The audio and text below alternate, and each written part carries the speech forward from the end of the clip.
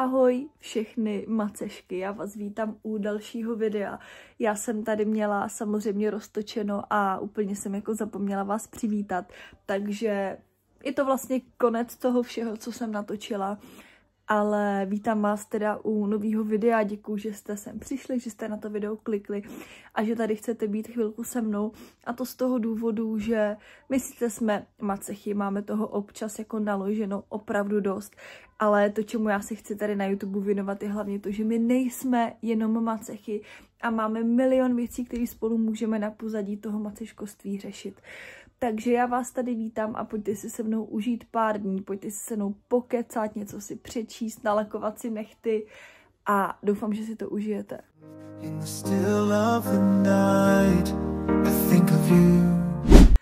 Tak já jsem zrovna dotočila 2 Real Talky pro moje holky na Hero a to z toho důvodu, že jsem dostávala dost zpětné vazby o tom, že by holky jakože rády víc videí a takhle a já samozřejmě se to snažím nějak prostě zorganizovat a tak.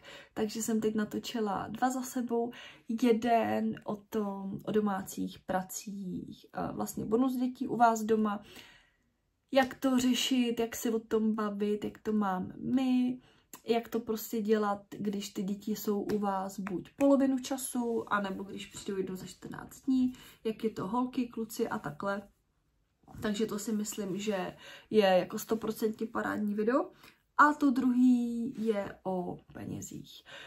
Protože jsem dostávala taky nějaký komentáře, jak řešit vlastně peníze, finance, výlety, kdo platí výlety, kdo platí, já nevím, nákupy, jídla a takovéhle věci. Protože spousta z vás to jakoby nemáte ujasněný. Nebojte, já vám určitě nebudu říkat, že takhle to je dobře, ale v tom videu zvažuju a mluvím o různých jakoby možnostech, jejich pro a proti a přijde mi to jakoby fajn. Tak a mě teď čeká tady doma uklidit, já tohleto natáčím na telefon, protože jsem tady měla takhle krásně připravený foťák, ale Mickey ho ráno spatřil a chtěl fotit, já mu vždycky jakoby chvilku nechám, ne na hraní, ale jakože pod dozorem na hraní. A teď jsem to chtěla natáčet na ten foťák a akumulátor je vybitý. Takže to jsem vám jenom chtěla říct. Ještě mám tady pro vás jednu takovou nemaceškovskou věc a to jakoby já mám ráda se s váma tady o tom bavit, protože nejsme jenom macešky. A poslední dobou já jsem strašně spokojená se svojí pletí. A jenom vám dám takový rychlej update toho, co jsem natáčela nikdy, protože já jsem nezměnila věci, které používám na obličej. A já jsem neměla pupínek ani nepamatuju. Jako sledujte. Čas nezastavíte. Takže jako na krátery nekoukejte. Ale přijde mi, že můj obličej je strašně jako fajn. A kombinuju 2 věci. Já mám ten krém, já to tady asi nemám u sebe. Ale já mám ty krémy od Beauty of Joseon. O tom vyslovování jsme si říkali jako minule. A tady ty 3 věci já mám pořád, ale ten krém mi dochází. A já si prostě jako říkám, že se ho potřebuju tak nějak prostě jakoby víc šetřit a to sérum mi dochází a říkám si ty vogo. A jelikož já se odličuju od Purity Vision tou růžovou řadou, tím olejem, tak jsem tady doma vyhrabala tady to máslíčko růžový. A to já teda se s ním mažu na večer, na noc. A je to prostě bambucký máslo. Omlazující péče pro suchou a zralou pleť, kam já se pravděpodobně už jako budu trochu řadit. A jako je to kamkoliv. Já se tím někdy jako mažu nehty a takhle. Takže to jsem vám takhle chtěla říct, že to si dávám na noc a obecně tu růžovou řadu a obecně jako cokoliv od nich.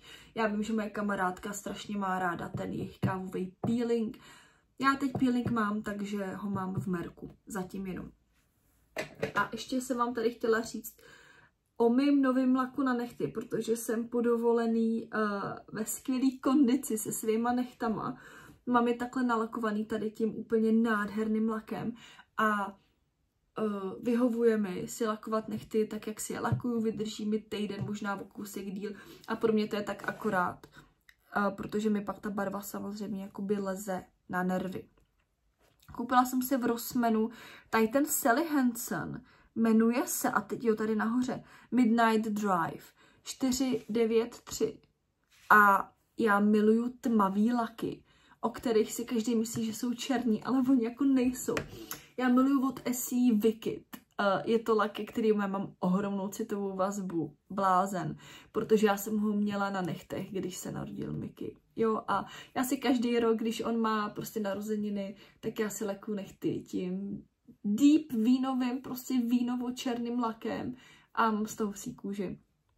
Takže jsem vám chtěla ukázat tady ten nový objev a ukázala bych vám i na telefonu, pro co si teď jdu, ale natáčím jako na něm, takže vám nic neukážu, ale já teď mám chvilku pro sebe, asi nějakou hodinu a půl, takže vyjedu do knihovny, potřebuji vrátit nějakou knížku, kterou mám doma ještě z Vánoc a už nejde díl prodloužit. A asi tam frknu ještě nějaké knížky, protože dočítám na knižní víkend, ale nevím, jestli mi tam jako něco nebuchne do voka.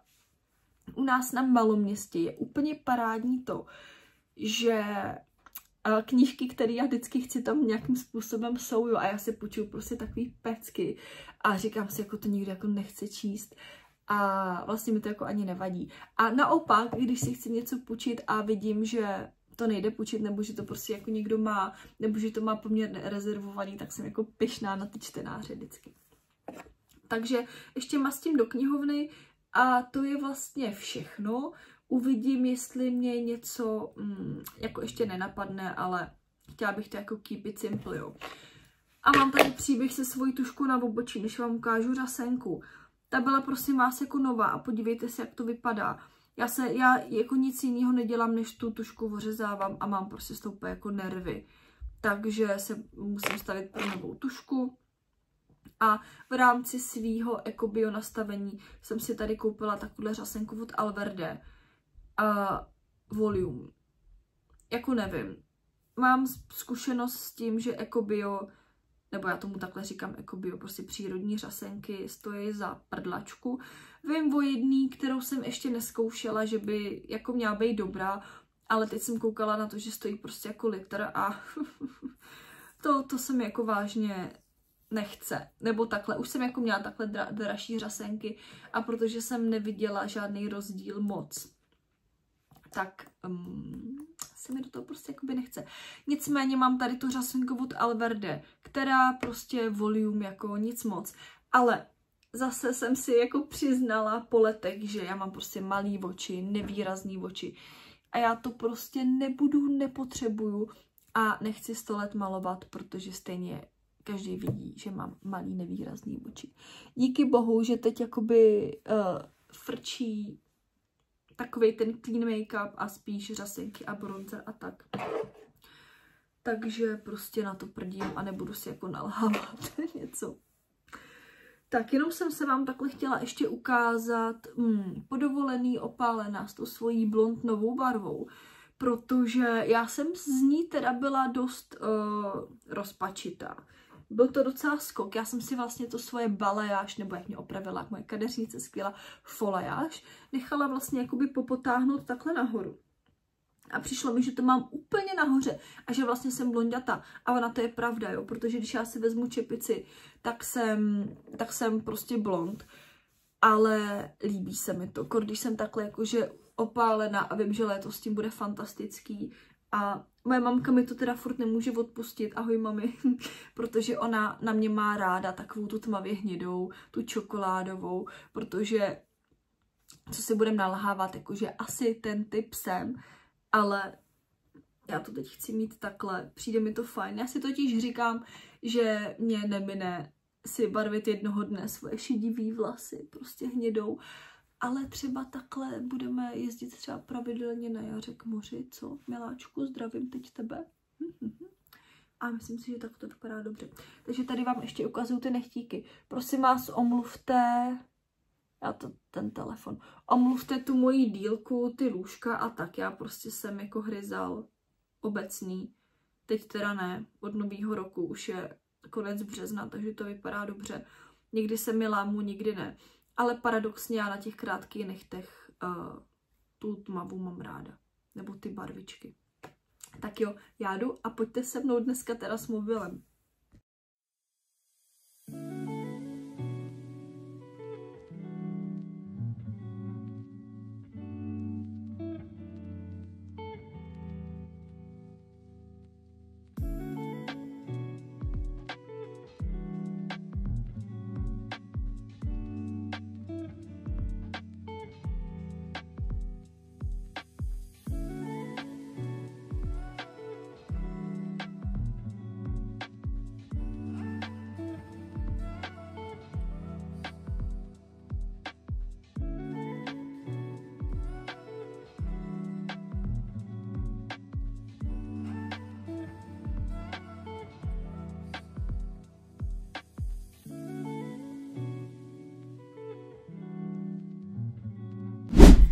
Tak, já jsem pořídila knížky, ukážu vám který.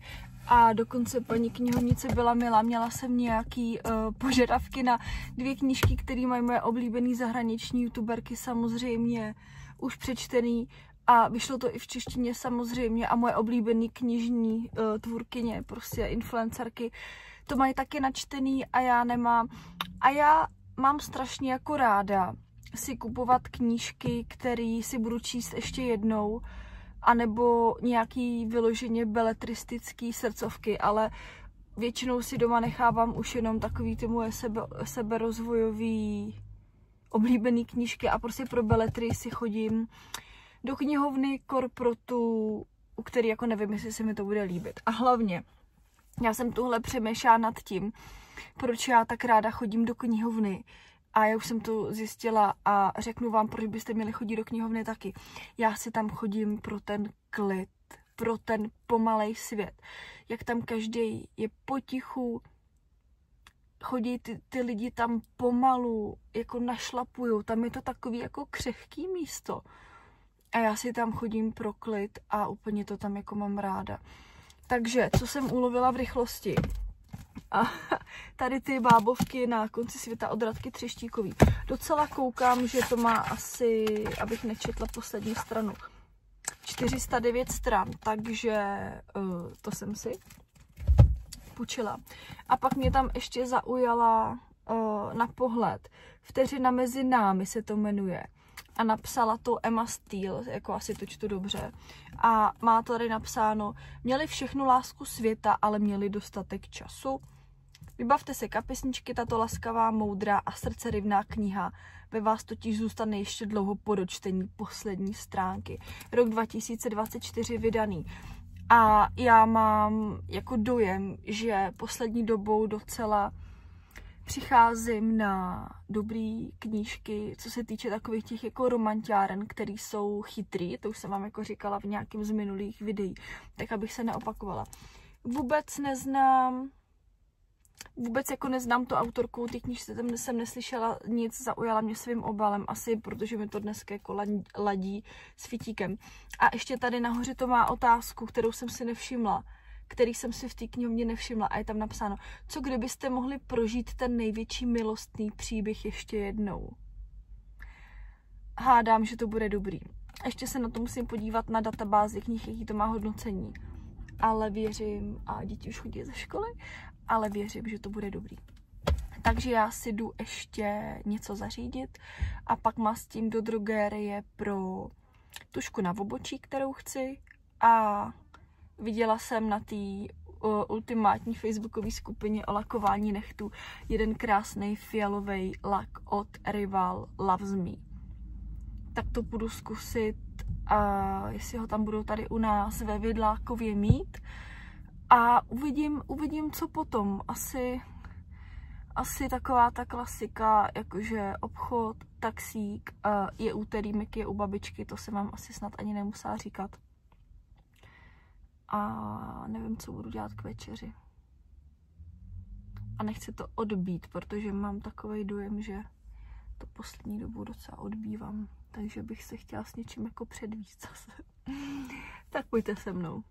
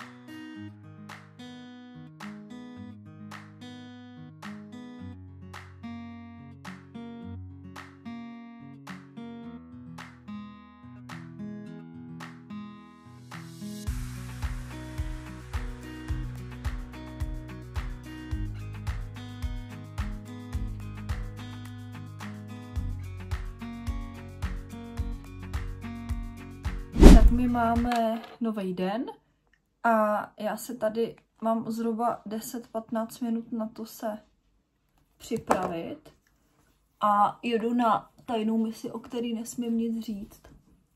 Takže ani vám. Ale rozhodla jsem se, že využiju tady tu chvilku, abych s váma probrala něco, co mi přišlo do otázek a přijde mi to prostě takový jako super téma. Já jsem teda o tom tématu tenkrát jakože psala kdysi takovej, nechci říct jako odbornej, ale článek na Hero, kde jsem prostě čerpala z nějakých jakoby prostě psychologických a tedy zdrojů. Takže teď to bude jenom taková jakože povídajda. A to téma, já nemůžu najít ten beauty blendřík, takže to dám prstama. A to téma je, jak vlastně si poradit s tím, nebo co prostě dělat, když nevycházíte z tchýní, jo. A ta otázka, myslím si, že zněla, co dělat, když je tchýně příliš jako ochranitelská na svoje vnouče, že vlastně asi jí hodně zajímá, co se děje, když je teda u vás doma a u táty. A obecně prostě co dělat, jakože když vás tchýně nepřijala a tak, jo. Já teda budu vycházet z toho, o čem jsem psala. A jsem si najít tu tušku na obočí, kterou jsem si myslela, že jsem si připravila, ale ne. Tady. To je ta nová. Date with Ashton Kutcher. Já ji používám asi 1 000 000 let a nevím, proč vždycky chci jako novou, když to stojí za prd. A jako prostě co dělat, když vás ty rodiče partnera nepřijali. Teď jako nemluvím o tom, když jako nepřijali zase vaši rodiče toho partnera, ale ono se to možná v lecčem shoduje. A chtěla bych říct, že ty hlavní důvody můžou být prostě jakože generační. Jo. Teď si vemte, že těm rodičům vašeho partnera, když je ten váš chlap starší, tak můžou být v důchodovém věku a pojďme si říct, že to je prostě generace, kde se nerozvádí, vztahy se neukončujou a žije se třeba v nefunkčních vztazích a tak, jo, jako třeba jako nenajdete v okolí moc rozvedených takhle prostě starších párů. A plus tam je ještě takový ten aspekt toho, že oni to pravděpodobně třeba nedají za vinu tomu svýmu dítěti, tomu chlapovi, že jo. Tak oni vždycky musí, nebo takhle, lidi vždycky musí jako někoho vinit, jo. Často neukážou na sebe, teď jako nemluvím o těch rodičů vašeho partnera, ale oni vlastně v jejich případě oni neukážou na své dítě, ale ukážou třeba na vás, jo. Tím pro ně ještě horší je vlastně nějak jako si sami v sobě vyřešit to, že oni vlastně se bavili s tou jeho ex, samozřejmě třeba nějakých, já nevím, 5 let, 10 let, 20 let, 100 let. A teď najednou ona třeba ta ex-partnerka vlastně zmizela z života vašemu chlapovi, ale těm jeho rodičům z života vůbec jako zmizet nemusí. A oni neví, jak si s tím jako poradit. Oni sami neví, oni sami tápou. Teď si vemte, že my nevíme, jak se máme chovat k bonus dětem našim, jestli máme být jako pečující, nebo spíš takový free kamarádky, nebo jak máme zasahovat do výchovy a takhle. A ty rodiče toho partnera se s tím trápí úplně jako stejně. Oni jako taky asi neví. Když třeba s tou ex mají dobrý vztahy, a vlastně si vzájemně nic nikdy neudělali, kromě toho, že jejich dítě, ten chlap a ta ex už jakoby nejsou spolu, tak ona furt jakoby je jejich snacha, nebo jako není, ale furt je to žena, která jim dala vnoučata, třeba první, třeba jediný a třeba v té rodině je jako zatím ještě jako něco jiného, protože víte, že prostě každý ten příběh je individuální samozřejmě. Takže i oni to mají těžký, když si k tomu připočtete to, že prostě oni se jako nerozvádějí, no a tak. A třeba si i vemte to, že ten rozvod mohla být vaše vina, nebo jako vaše přičinění, nebo jste v tom prostě jako by hrála roli milenky, což je prostě vždycky horší, protože ta ex je potom prostě jakože chuděra a ono se jako není čemu divit, jo. Prostě je to takový jako nepříjemný celkově obecně, no. A oni jako neví. Akord, když třeba ta ex-partnerka byla starší a teď si váš chlap našel vás a vám je třeba 25, no. A najednou se máte starat o 2 děti, třeba 6 a 8, no, tak se asi jakoby bojí, no. Teď je možný, že to třeba řeší po telefonu a taky věci. Jako nechci fabulovat a nechci tady jako vymýšlet příběhy, ale jako rozumím tomu. No a kdybych měla dát jakoby rychlou univerzální radu, co s tím a jak na to, tak já bych vyloženě to jako nehrotila, protože to nejsou přímí, jak to mám říct, nějaký přímí lidi, se kterými budete trávit pravděpodobně hodně času, když nezdílíte teda dvojdomek. Ale jsem do sebe vtipná. Ale jako tím, že se spolu třeba nestýkáte denně, tak já bych to vůbec jako neřešila. Brala bych to tak jako, že dobrý, no tak nemám dobrý vztah s tchýní a třeba jako je to dobře, že se nebudete vídat a nebudete to lámat přes koleno, protože to jako by asi ten vztah lámaný přes koleno nebyl nic příjemného. No a ještě jsem k tomu chtěla říct to, jo, že vlastně když vy se už musíte vidět, nebo jsou nějaké oslavy, nebo něco, nebo Vánoce, tak chápu, že to je jako stresující. Rozhodně. Já ve svém životě mám taky takovýhle jakože momenty, nebo prostě jako chvíle, kdy být macechou je pro mě takový jako nekomfortní. Ale zůstala bych sama sebou, zůstala bych jako v pohodě fajn. Připravila bych se na to, že děti možná k vám nebudou tolik lnout, jako když jste sami, že upřednostním tu babičku třeba a že k vám budu jako odtažitý, protože zase na druhou stranu ty děti taky v tu chvíli nebudou vědět, co s tím. Prostě, jo, babička asi to třeba mohly i slyšet, že vás nemá v oblibě, jo, teď jsou ty děti loajální ještě k mamce, což je pak taky další věc, že třeba kolikrát vás ani ty děti neberou jenom z toho důvodu, že jim to je blbý kvůli mamce, ale vlastně jinak by na vás neměli třeba ani popel co říct. Ale to se taky děje, je to vlastně konflikt, se tomu říká, v odborné literatuře se tomu říká konflikt loyalty. Že to dítě je prostě loajální k mamce, takže vlastně ani nedovolí svýmu srdci mít rádo vás. Což taky není čemu se divit, takže ono jako hodně věcem není čemu se divit. Já to tady lovím. To je rosa, si musím dělat pořádek. Takže vlastně není se obecně čemu divit, jsem chtěla říct, a brala bych to jako na pohodu, prostě. No tak tchýně. Jako kdo zase může říct, že má nějaký jako nadstandardní vztah s tchýní. Kromě mě, já mám obří štěstí. Samozřejmě můj muž taky. No, takže to. Takže bych to jako nehrotila, vím, že to je nepříjemný, ale nějak bych se z toho to. Brala bych to s nadhledem. Takhle beru milion věcí já. A kdyby tomu tak nebylo, tak je to taky u nás jako jiný. Takže to jsem k tomu chtěla. A někdo přišel do páček.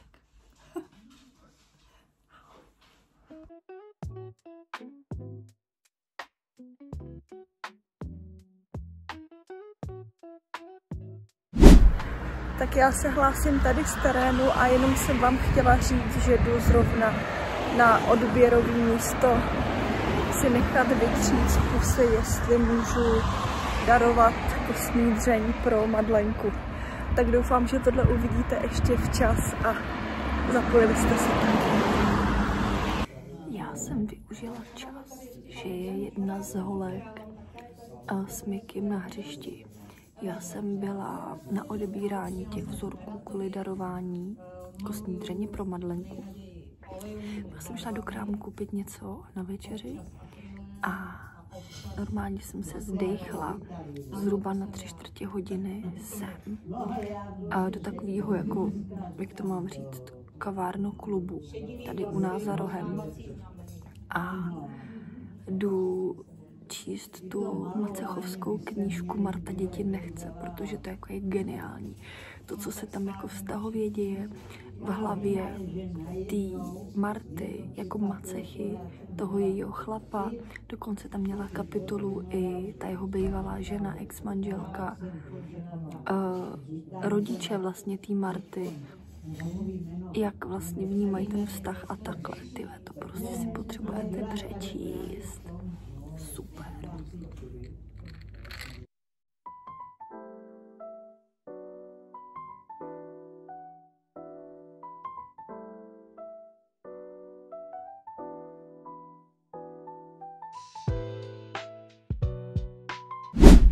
Já jsem včera dočetla tu knížku Marta děti nechce.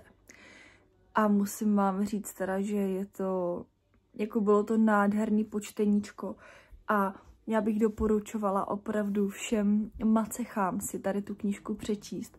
A taky všem, který mají macechu v okolí, protože člověk se opravdu dostane do hlavy někoho, kdo prožívá takovýhle život, jak do hlavy toho chlapa.